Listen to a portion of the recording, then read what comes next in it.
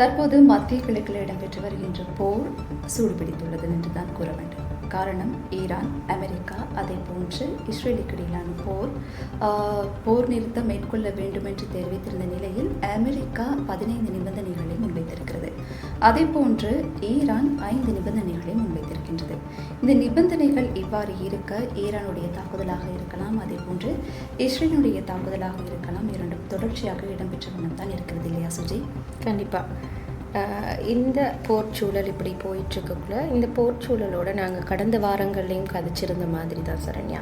இந்த போர் சூழலோடு பார்க்கும்போது இந்த தவறான தகவல்களும் இன்னும் பகிரப்பட்டுட்டு தான் வருது. அதுக்கு ஒரு முடிவு இல்லாமல் தான் போயிட்டுருக்கு. அந்த மாதிரி தான் ஒரு தகவல், அதாவது அமெரிக்க முன்னாள் ஜனாதிபதி பராக் ஒபாமா அனுரகுமார திசாநாயக் அவர்களை பாராட்டி இருக்கிறதா தெரிவித்து ஒரு தகவல் பகிரப்பட்டுருக்கு. இது வைரலாகவே போச்சின்னு கூட சொல்லலாம். நம் நாட்டு தலைவர்களை பற்றி இப்படி கேட்பது நமக்கு கிடைத்த ஒரு வரம்.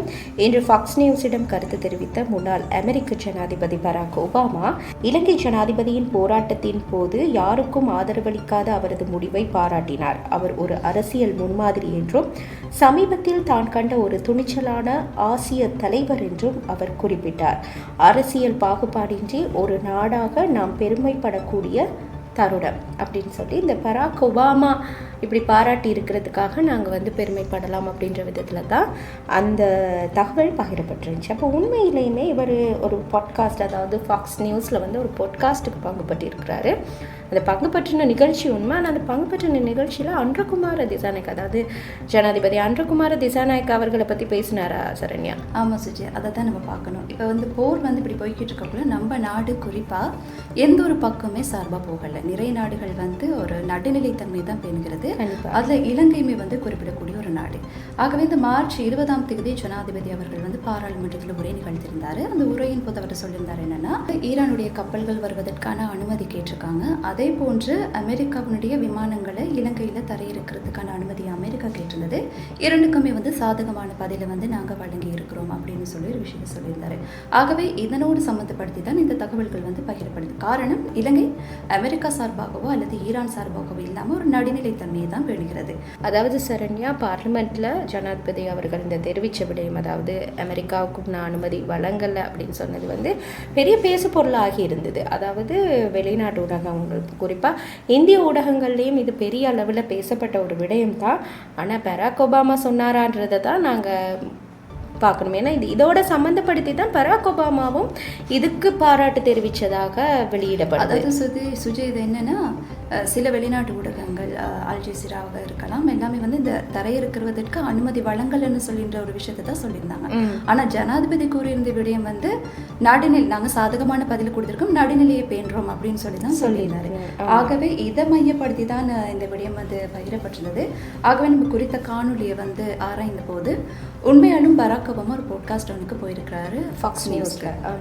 அங்கே போயிருந்த டைம் அவர் வேறு விஷயங்களை பற்றி பேசியிருந்தார். அவர் அங்கே பேசிட்டு இருந்த வேற்று கிரகவாசிகளை பற்றி பேசியிருந்த விஷயங்கள் எல்லாமே ரொம்பவே வைரலானது.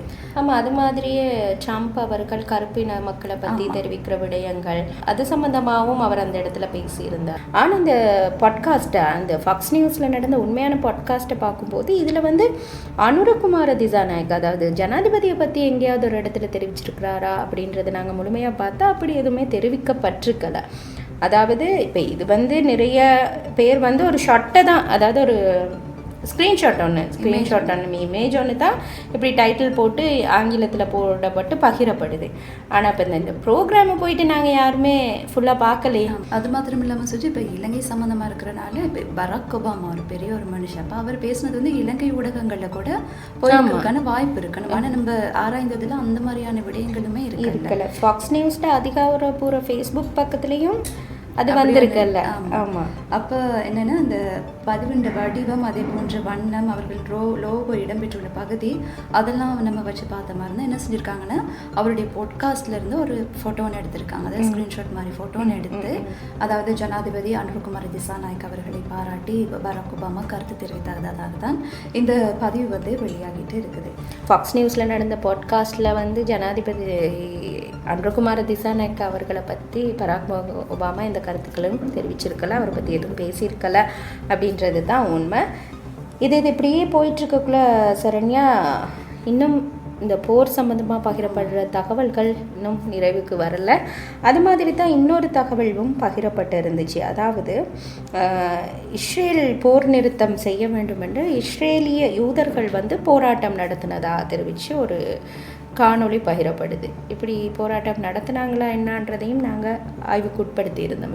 ஆமாம் சுஜி, அந்த போஸ்ட் எப்படி ஷேர் ஆகுதுன்னு சொன்னால், இஸ்ரேல் போர் நிறுத்தம் செய்ய வேண்டும் என இஸ்ரேலிய யூதர்கள் போராட்டம், இஸ்ரேல் போலீஸ் தாக்குதல், வாகனம் தீக்கிரை அப்படின்னு சொல்லி இந்த மாதம் 22ஆம் தேதி தான் இந்த பதிவு வந்து வெளியாகுது.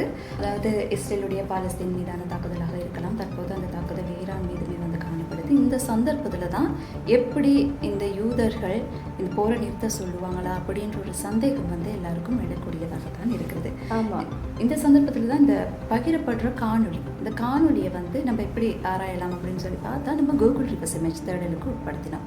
அதன் போது பல்வேறு விடயங்கள் வந்து நமக்கு அறிய கிடைத்தது. இந்த காணொலி வந்து கடந்த பிப்ரவரி மாதம் 16ஆம் தேதி சமூக வலைத்தளங்களில் பகிரிடப்பட்டிருந்தது. குறிப்பாக இந்த ஈரான், அமெரிக்கா அதே போன்று இஸ்ரேலுக்கு இடையிலான போர் ஆரம்பித்தது பிப்ரவரி மாதம் 28ஆம் தேதி. அதாவது இந்த போர் ஆரம்பிப்பதற்கு ஒரு 2 வாரங்களுக்கு முன்னுக்கு தான், ஒரு 14 நாட்களுக்கு முன்னுக்கு இந்த காணொலி வந்து பதிவாகி. அப்போ இந்த காணொலி தொடர்பில் சரி, இந்த காணொலி முதல்ல பதிவேற்றம் பட்டுச்சு. ஆனால் உண்மைக்கும் இந்த காணொலி என்னன்றதையும் நாங்கள் பார்க்கணும். அப்படி பார்க்கும்போது பழமைவாதம் பின்பற்றும் யூதர்கள் இருக்கும் பிரதேசத்துக்கு சென்றிருக்காங்க 2 இஸ்ரேலிய இராணுவ வீரர்கள். அவங்க அந்த பழமைவாத யூதர்கள் அந்த பெண் வீரர்களை வந்து யூதர்கள் தாக்கியதாகவும் அதை வந்து இஸ்ரேல் போலீஸார் பாதுகாப்பாக அவங்கள மீட்டதாகவும் தெரிவித்து, இது வந்து பிப்ரவரி 15ஆம் தேதி மாதிரி இந்த நியூஸ் வந்து போயிருக்கு. அதாவது 16ஆம் தேதி காணொலி வந்து சமூக ஊடகங்களில் பயிரப்பட்டிருந்தாலும் அந்த பிப்ரவரி வந்து முதல்ல நடந்த நிகழ்வு ஒன்று. இது 15 மாதிரி நாட்களில் இது வந்து பல ஊடகங்களில், இஸ்ரேல் நாட்டு ஊடகங்களில் வந்து இந்த நியூஸ் வெளியாகி இருந்திருக்கு. இதில் வந்து இஸ்ரேலின் தீவிர பழமைவாத யூதர்கள் உள்ளிட்ட ஒரு சிலரை தவிர்த்து அனைவரும் கட்டாயம் இராணுவத்தில் சேவை செய்ய வேண்டும். இந்த நிலையில் தீவிர பழமைவாதத்தை பின்பற்றும் யூதர்களுக்கு கட்டாய இராணுவ சேவை என்று அறிவிக்கப்பட்டதாக கூறப்பட்டிருக்கு. அந்த பழமைவாதத்தை பின்பற்றுற யூதர்களை தவிர மற்ற எல்லாருமே வந்து ராணுவத்தில் இருக்கணும். ஆனா பிறகு என்ன சொல்லிருக்காங்கன்னு சொல்லி இந்த பழமைவாதத்தை பின்பற்றுறவங்களும் ராணுவ சேவையில இருக்கணும். அப்ப அந்த சந்தர்ப்பத்துல தான் இந்த பெண் ராணுவ வீரர்கள் 2 பேர் போயிருக்காங்க. என்னன்னா சமூக சேவையை போன சந்தர்ப்பத்துல அவங்களை தவறா புரிஞ்சுட்டு தான் இந்த யூதர்கள் இவர்கள் மீது தாக்குதலை மேற்கொண்டிருக்காங்க. இதுல இருந்து என்ன தெரியுதுன்னா, நிறைய விஷயங்கள் வந்து யுத்தத்துக்கு முன்னாடி நடக்கிற வீடியோக்களாக இருக்கலாம், புகைப்படங்களாக இருக்கலாம். அதை எடுத்து என்ன பண்றாங்கன்னா இவங்க யுத்தத்தோட சேர்த்து யூஸ் பண்ணிக்கிறாங்க. அதுதான் உண்மையா நடக்கிற விஷயமா இருக்கு. அதே மாதிரி இன்னொரு காணொலியும் இப்படி பகிரப்படுது சரண்யா. இஸ்ரேலுக்கான தூதரை நிரந்தரமாக திரும்ப பெற்றதை கொண்டாடிய ஸ்பெயின் மக்கள் அப்படின்னு சொல்லி ஒரு காணொலி ஒன்று பகிரப்படுது. இதில் ஏராளமான மக்கள்லாம் இருக்கிறாங்க. இஸ்ரேலுக்கான தூதரை வந்து அவங்க திரும்ப பெற்றுறாங்க, தூதரகத்தை மூடிட்டாங்க. இதனால ஸ்பெயின் மக்கள் வந்து சந்தோஷத்தில் இதை கொண்டாடினதாக தான் தெரிவிக்கப்படுது. உண்மையிலேயுமே அதுக்காக காணொலி பார்த்தா ஒரு ஏஐயால் உருவாக்கப்பட்ட காணொலியாக தெரியல நேச்சுரலான காணொலி. ஆனால் இதை கொஞ்சம் பார்க்கும்போது எல்லாரும் ஒரே மாதிரி அந்த ஒரே கலராக இருக்குது, ஒரு ரெட் கலராக அந்த மாதிரி இருக்கப்ப ஒரு தூதரகம் வெளியேறிடுச்சு, தூதர் வெளியேற்றப்பட்டாங்க. அதுக்குன்னு இது வெரி பிளான்டாக தான் செஞ்ச ஒரு விஷயம். அது மட்டும் இப்படி இருக்குமா அப்படின்ட்டு ஒரு பெரிய யுத்தம் ஒன்று நடந்துட்டு இருக்கு. இப்போ தூதர்கள் மேலே பெறதா இருக்கட்டும், இல்லாட்டி தூதர்கள் தானாகவே ராஜினாமா செய்கிறதாக இருக்கட்டும், இந்த மாதிரியான விஷயங்கள் வந்து இந்த மெயின் ஸ்ட்ரீம் மீடியாவில் வந்து வரக்கூடியதாக இருக்குது. ஆனால் ஸ்பெயின்ல ஒரு தூதுவரை திரும்ப பெற்றதா சொல்லி எந்த ஒரு செய்தியுமே வந்து நம்மளால அவதானிக்க முடியல. ஆமாம், நிச்சயமாக. காணொலியை வந்து நம்ம ஒரு புகைப்படமாக மாற்றி அது உண்மையாக என்ன விஷயம் அப்படின்னு பார்க்கறதுக்காக புகைப்படமாக மாற்றி கூகுள் ரிவர்ஸ் இமேஜ் தேடுதல் கொண்டு போது சில விஷயங்கள் வந்து தெரியும். அப்போ நாங்கள் இது தொடர்பில் அந்த நீங்கள் சொன்ன மாதிரி ரிவர்ஸ் இமேஜ் எல்லாம் தேடி பார்க்கும்போது இது வந்து ஸ்பெயினில் நடக்கிற ஒவ்வொரு ஆண்டும் நடக்கிற ஒரு பொதுவான ஒரு ஃபெஸ்டிவல், ஒரு திருவிழா. அதாவது சான் ஃபெர்மின் ஃபெஸ்டிவல் அப்படின்னு சொல்லி இதை சொல்கிறாங்க. இது வந்து ஒவ்வொரு வருடமும் ஜூலை மாதம் நடக்கிற ஒரு ஃபெஸ்டிவல், ஒரு திருவிழா. கடந்த வருடம் நடந்த இந்த திருவிழாவில் வந்து உங்களோட மைய கருத்து என்னவா இருந்துச்சுன்னா, சுதந்திர பாலஸ்தீனம் மற்றும் பாலஸ்தீனத்திற்கு எதிரான இந்த இன அழிப்புகளுக்கு எதிரானதாக தான் அவங்களோட கோஷங்கள் இருந்தது. அந்த மைய கருத்தை அதனை கொண்டு தான் இவங்க அந்த ஃபெஸ்டிவலை வந்து கொண்டாடியிருக்காங்க. இது தான் தவறாக புரிந்து கொள்ளப்பட்டு, அதாவது தவறாக மக்களை வந்து வழி நடத்துகிற விதத்தில் இது வந்து ஸ்பெயினில் இருக்க இஸ்ரேல் தூதுவரை வந்து வெளியேற்றினதாகவும் இந்த தூதரகம் மூடப்பட்டதாகவும் தெரிவித்து அதுக்கு கொண்டாடினாங்கன்னு சொல்லி தவறாக பகிரப்படுது. இது தொடர்பில் ஸ்பெயின் நாட்டில் இருக்க சில ஊடகங்களாக இருக்கட்டும், ஊடகங்களில் வந்து இது தொடர்பில் கடந்த வருடம் வெளியான செய்திகளையும் எங்களுக்கு காணக்கூடியதாக இருந்துச்சு. அப்போ அதன் அடிப்படையில் பார்க்கும்போது இது வந்து ஸ்பெயினில் இருக்க தூதரகத்தையோ தூதுவரையோ வெளியேற்றுறதுக்காக அந்த நாட்டு மக்கள் வந்து சந்தோஷமாக கொண்டாடினதை காட்டுறது இல்லை. இது ஒவ்வொரு வருடமும் ஜூலை மாதம் நடைபெற ஒரு ஃபெஸ்டிவல், ஒரு திருவிழாவின் போது எடுக்கப்பட்ட காணொளி. அதில் கடந்த வருடம் வந்து பலஸ்தீனத்திற்கு ஆதரவாகவும் இன அழிப்புக்கு எதிராகவும் இந்த கோஷங்கள் எழுப்பி அவங்க மைய கருத்தாக கொண்டு இந்த போராட்டத்தை, அதாவது இந்த ஃபெஸ்டிவலை கொண்டாடி இருக்காங்க. இந்த சந்தர்ப்பத்தில் சுற்றி இந்த பாலஸ்தீனத்துடனான தூதரகுருவை ஸ்பெயின் எவ்வாறு தொடங்கியது என்று அறிந்த போது அது தொடர்பான தகவல்களை வந்து காண கிடைத்தது. அதன் அடிப்படையில் கடந்த 2024ஆம் ஆண்டு தான் முதல் முறையாக இந்த ஸ்பெயின் வந்து பாலஸ்தீனுடனான உறவுகளை வந்து தொடங்கியிருந்தமை வந்து ஆய்வுகளின் போது காண கிடைத்தது. ஆகவே இந்த குறிப்பிட்ட பதிவு வந்து ஒவ்வொரு வருடமும் இடம்பெறுகின்ற ஒரு திருவிழாவை மையமாக கொண்டு எடுக்கப்படுகின்ற ஒரு காணொலியை அடிப்படையாக கொண்டுதான் தற்போது நடைபெறுகின்ற போரோடு சம்பந்தப்படுத்தி ஷேர் பண்ணி வருகிறார்கள் என்பது குறிப்பிடக்கூடிய ஒன்றாக காணப்படுகிறது. அதை பார்க்கும்போது சரண்யா, இப்போ இந்த போர் வந்து முடியுதோ இல்லையா, இந்த மாதிரி தகவல்கள் பகிர்றது பரப்பப்படுறது வந்து இன்னும் முடிவடைஞ்ச பாடு இல்லை. போர் இருந்தாலுமே இது வந்து முடியுமா தெரியல. இது போது எடுக்கப்பட்ட காணொலி அப்படின்னு சில தவறான இல்லை பல தவறான தகவல்கள் தொடர்ந்து பகிரப்பட்டுட்டே இருக்குது.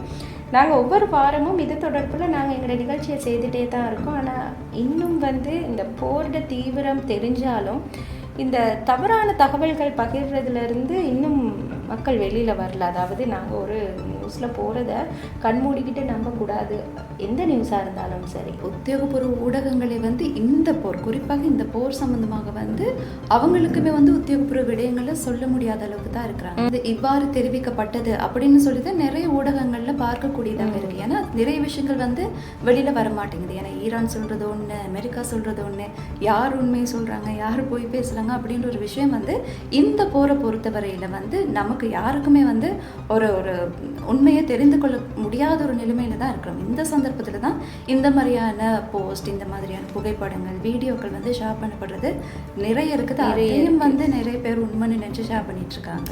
உலக போரா வலுப்பெற்றுக்கிட்டே வந்துட்டு இருக்க இந்த சந்தர்ப்பத்தில் இதை வந்து கொஞ்சம் கவனமாக ஹேண்டில் பண்ணணும் அப்படின்னு தான் சொல்கிறதா இருக்குது. சென்சிட்டிவான விஷயங்கள். ஆமாம், இது மாதிரி தகவல்கள் பகிரப்படும் போது உங்களுக்கு அது தொடர்பான, அதாவது இது வந்து உண்மையாக பொய்யா அப்படின்னு தெரியாத சந்தர்ப்பத்தில் தயவுசெய்து பகிராதீங்க. உண்மையாக பொய்யான்னு அறிஞ்சிக்கணும்னு நீங்கள் நினச்சிங்கன்னா அதை வந்து எங்களுக்கு அனுப்பி வைக்கலாம். 07715146966 அப்படின்ற தொலைபேசி இலக்கத்திற்கு அழைத்தோ அல்லது வாட்ஸ்அப் ஊடாகவோ இவ்வாறு இந்த காணொலிகள் மட்டுமில்லை, உங்களுக்கு சந்தேகத்துக்குரிய ஏதாவது காணொலிகளோ வீடியோவோ தகவலோ இருந்தால் எங்களுக்கு அனுப்பி வைங்க. நாங்கள் அதில் உண்மைத்தன்மையை கண்டறிந்து உங்களுக்கு அறிக்கையிடுறதுக்கு காத்துட்ருக்கோம். என்ன சரண்யா? ஆமாம் சுஜி. இவை மற்றும் ஒரு நிகழ்ச்சியில் மட்டும் சந்திப்போம். வணக்கம்.